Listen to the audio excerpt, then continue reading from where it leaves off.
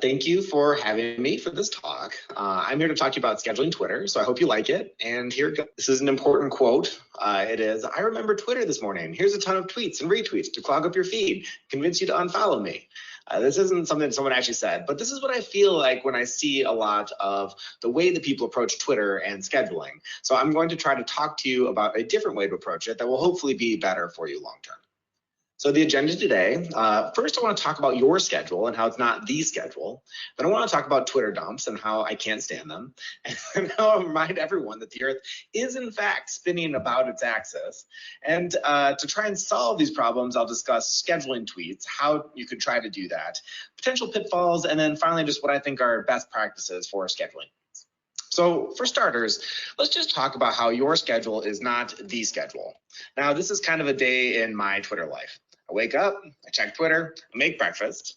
Around 7 a.m., you decide to tweet something while you're eating. Then you head off to work, and then you're at work, and you have patient care, and there's just no time to tweet. So from 8 to 5 p.m., you don't really put out too many tweets. Then you roll home, check Twitter, maybe respond to a couple things around 5 p.m. In the evening, finally have some time to read an article or two. You tweet one out. You hope other people are still checking the Bird app. And then around 1 a.m., your kids wake you up, you check Twitter, decide to respond to something, wonder if everyone else is awake. Then you rinse and repeat and do this every day. So this is just kind of a rough schedule. And I imagine this resonates with some people where you find that there are some times during the day when you're capable of recording a tweet and putting out content. And there are other times of the day when you're just not. So these are the problems with all these times. Now, at 6 a.m. when you wake up, like you shouldn't be checking Twitter when you first get out of bed. I mean, that's just not healthy for your soul. So put the phone down, just make that not a practice that you do. The next thing is that, when you're tweeting in the morning around 7 a.m., right before you go to work, that's a really bad time to tweet. Other people are actually commuting during that time and eating breakfast with their families and hopefully are not checking Twitter. Now, from 8 a.m. to 5 p.m., when it's really hard for you to be tweeting because this is during the workday and you don't have time to be reading articles and being super engaged, this is actually when a lot of people are checking Twitter. So because of work schedules, you wind up missing some of the best times during the day to put out a tweet. Then you get home at 5 p.m. and you have time to respond to some things. But the problem is that a lot of people get home and stop checking Twitter. This is when they start spending time with their friends, going out to dinner, I guess right now because of COVID, but usually that's what they'd be doing. But it's really not a great time for Twitter engagement. And then in the evening is a terrible time for Twitter engagement. A lot of people are not looking at Twitter in the evenings, even though you may feel like they are. The mass of people tend not to be. And at 1 a.m., no one's tweeting. Just go back to sleep. Don't do Twitter at 1 a.m. Just get some rest. I'm giving this as a rough guide, but there's actually numbers in this. And this is a recent one that was put out by Sprout Social. So there's a bunch of these you can look at. You can actually get this data for yourself on a lot of platforms. But as a general rule, people don't tweet a lot early in the morning, and they certainly don't tweet a lot late at night. They engage most of the time during working hours from about 9 to noon. They also engage more during the middle of the week, and this is for global engagement, and then this is for healthcare engagement specifically, which is shifted a little bit later, actually. So, 9 to maybe 1, 2 p.m. is actually a sweet spot. And again, during the middle of the week, Wednesday, everyone's tired of work, they're looking for other things to do, and that's when they start Twittering. And so if you are tweeting at 6 a.m. and 9 a.m. and 6 a.m., 9 p.m. and 1 a.m., you're probably missing a lot of people who would otherwise be engaging with your content. So this is the first argument for scheduling tweets, which is that the times when you have time to tweet may not be the times when people are actually listening. Now, the second thing is that Twitter dumps are super annoying. So I don't know if everyone's familiar with Twitter dumps, so I define them here. The first definition that I came up with is the act of unloading 2 weeks worth of tweets because you have some spare time and there wasn't anything on TV. And you see people do this. They sit down, they're like, all right, I have 4 hours now. I'm just going to tweet 60 things. And it is just overwhelming. Those tweets won't get traction and people will wonder why you and you alone are clogging up their Twitter feed. Now, the second thing is, so my second definition was the practice of destroying everyone's social media experience during conferences by tweeting out every piece of information from every single talk you go to while everyone else does the same thing. And I think we have all experienced this during major conferences. ACR, EULAR, everyone is tweeting. Everyone is tweeting constantly. There are people who are putting out 150 tweets a day, and there's just no time. I mean, nobody's reading all those tweets. Some of them might be retweeting them, but you can just feel the exhaustion on the platform during these major conferences because there's just too much happening. And then the last definition is unattractive venting of opinions before you've had an opportunity to think them over. Now, sometimes people just get angry and they start firing off tweets. And I bet you if they had scheduled those for 2 days later, they wouldn't be tweeting them anymore. There's a lot of stuff that is an emotional reaction, but is maybe not the best reaction, and is certainly not one that you would have had you taken time to think things over. And I think it's important to be thoughtful on these social media platforms. Once you put something out, it's there, and you can't necessarily take it back. And it's better if you just have some time to cool off. This is the age-old, write a letter if you're upset, put it in a drawer, and see if you want to send it 2 days later, and you basically never do. The same thing's true for Twitter. Write a tweet about something that made you upset, schedule it, and then you can decide the next day, like, I should really delete that before it goes out. All right. This is an example of a Twitter dump. You can see how ridiculous it is. You just start putting things out. There's way too much of it. It is not worth following. Incidentally, these will probably not be happening anymore. Now, and then the last thing that I want to talk about is just scheduling tweets, because not all of us are in the same time zone.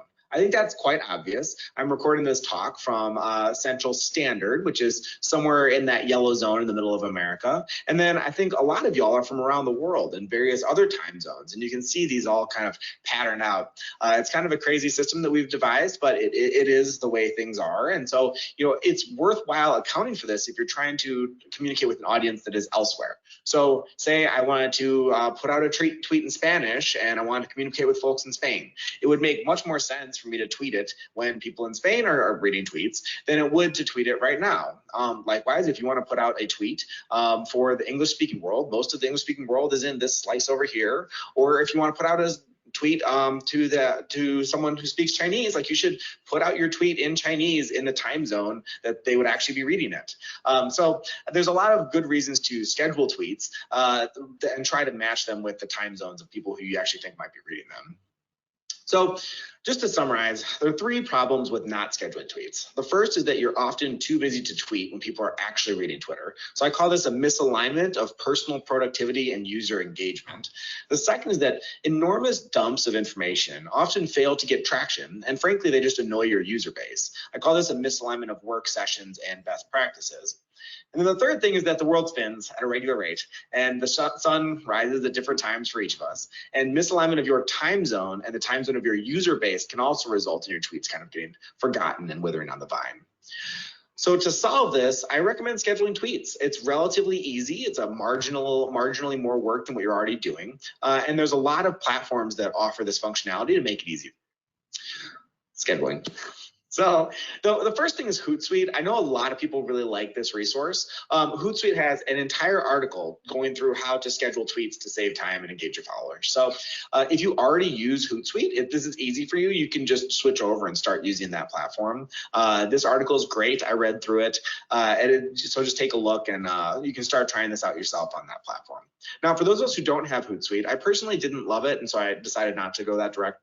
I recommend TweetDeck. So TweetDeck is free. You get it along with Twitter. You just type tweetdeck.twitter.com while you are already signed into your Twitter account, and it will just come up, and it will be there, and you'll be ready to start using it. So for the next couple minutes, I just want to walk through what it looks like to do this on TweetDeck, which is the way I do it. So the neat thing about TweetDeck is that you get a lot of different panels. And so I actually build out like 5 or 6 panels, and I fit them to whatever I'm doing at that particular time in my life. For this, I deleted all those panels because you don't want to read all my personal messages and all that stuff. So I just have my user thing up there, and then I'll walk you through how to set up your Twitter.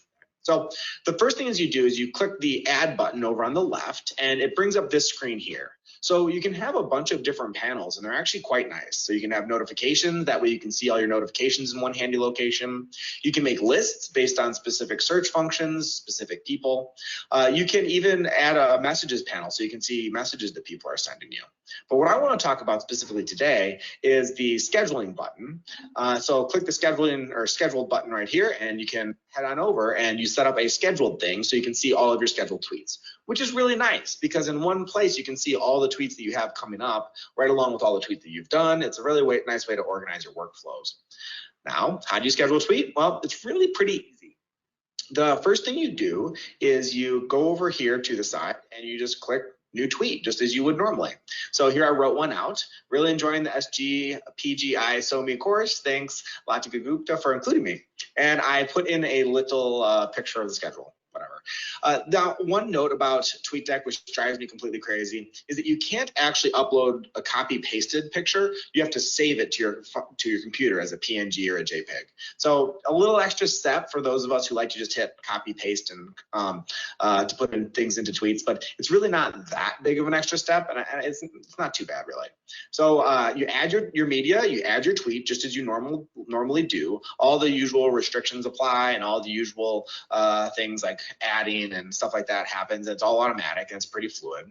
Then you go down here to the you press the button that says schedule tweet down here, and it opens up a drop box with days and times, and you just click through to pick the time you want to schedule it. So I'm scheduling this particular tweet for 3:48 a.m. Saturday the 23rd, which will be, I think, about when you're hearing this talk. I could be wrong, might be a little bit beforehand, but I'm scheduling this tweet now just so you'll see it when it comes up. Then you just click tweet, the tweet button right there, and then it pops up into your schedule. So now I have this scheduled tweet, and it says when it's going to come up. And if I decide that I don't want to do it, I can always go over to the little trash can there and delete it. But if I continue to like that tweet, it will come out right around the time you guys are hearing this talk.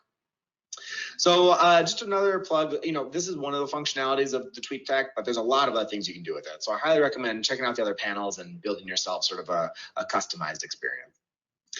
Now, there are a couple pitfalls of scheduling, and I really think you should think about these if you're going to go down this road. And the one that bothers me the most, to be totally honest, is that it's kind of disingenuous. Your Twitter is meant to be live, and I intentionally scheduled a tweet about the conference that hasn't happened yet to illustrate this point. My tweet says I'm enjoying this conference, but the conference literally hasn't happened yet, and I'm of course not there. So it's not entirely honest in a way to schedule a tweet like that. And I think integrity is important, and it kind of makes me uncomfortable sometimes. So when I do schedule tweets, I will often say that I'm scheduling a tweet, or I will if it has like kind of live content like that, or I'll just make sure that it's not me saying something that isn't true. I'll say, oh, I went to this talk, and I won't say at this talk right now, or something like that, just to try and make sure that you're being honest with people. The next thing is that things change. So at ACR this year, I scheduled a tweet about the rheumatoid arthritis guidelines, and then this big discussion broke out over it. And I had a tweet scheduled that said, I wonder if this will be controversial for people, which was completely outdated because it actually wound up being controversial, and there's a big talk about it. So make sure you're paying attention, because sometimes things that you schedule wind up not being true 3 or 4 days later, and it is really worth going back and cleaning those out so you don't look foolish. The next thing that you often lose control of the narrative. And one of the best things about Twitter and these social media platforms is that you interact with people. You tweet something, and then you sit there and you scroll back 10 minutes later and you find that someone responded to you. When you schedule tweets, I'll tell you, you forget that you scheduled tweets, and then you check sometime in the evening and you notice that you said something, and then a bunch of people responded, and you weren't there to react and respond and tell them what you were thinking as they gave you thoughts on your tweet. So you lose some of the give and take part of Twitter that I actually really like. And so I certainly don't schedule all my tweets. There's a lot that I just put out when I have it, and if I know I'm going to be around for a little while and I can interact with people who are responding, I like to be there to do that. And then, the last thing is that it is marginally more effort than tweeting in general. There's just something pure about throwing some thoughts in your phone and hitting send and watching it go out to the world that you lose if you are on a platform like this, composing tweets and thinking of when you want to send it. It kind of adds to the work, and anything that adds to work is a small disincentive to doing things. And so I do find that if I have a lot that I'm planning to schedule, that it kind of causes me a little less enjoyment than just throwing things into the ether. Now, I want to end with just a couple of what I'm going to call scheduling best practices. So if you're going to do this, then I think these are some things that you should think about as you're doing it. The first is that you should match your tweets to high engagement periods. So I kind of showed you some of those, but as a general thought, think to yourself, if it's 1 a.m., is it really going to make a lot of traction with this tweet? Maybe I'll schedule it for 10 a.m. tomorrow morning, So try and make sure that you're hitting the times when people will actually be reading things.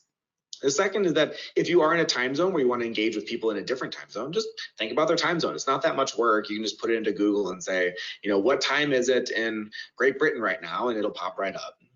The second is that, or the third is that, if you really are going to tweet something controversial, these ones that I will often schedule, because in my head, it's like, I feel like this now and I feel confident about this now, but maybe on Thursday, I won't quite feel that way. And giving yourself some time to cool off, I often find that I will delete some of those tweets. And then the last thing is that, and this is where I think this is a really powerful thing to do, is just to spread out content from work sessions and from conference attendance. So if you're at a journal club with your division and you read through 3 articles, you want to tweet them all out, don't do them all at once. Just put one today, do one tomorrow, and one the day after. And it'll be great. It's less overwhelming when people respond. You spread out the content. People like that. You're more likely to have hits and engagement with it. So work sessions, I recommend spreading out. And man, oh man, conferences. Conferences have become completely ridiculous with Twitter. ACR really went double down on getting people to do Twitter this year, and it was really pretty overwhelming. I was part of the problem. But so I really recommend scheduling conference tweets after the. There's just a lag time. If you build it in, it's very convenient. It's easy, and I think that your content will be more appreciated afterwards when there's less activity, and I think you'll be more likely to break through, because during conferences, just so much. It's really hard to be successful in tweeting during conferences. So that's it.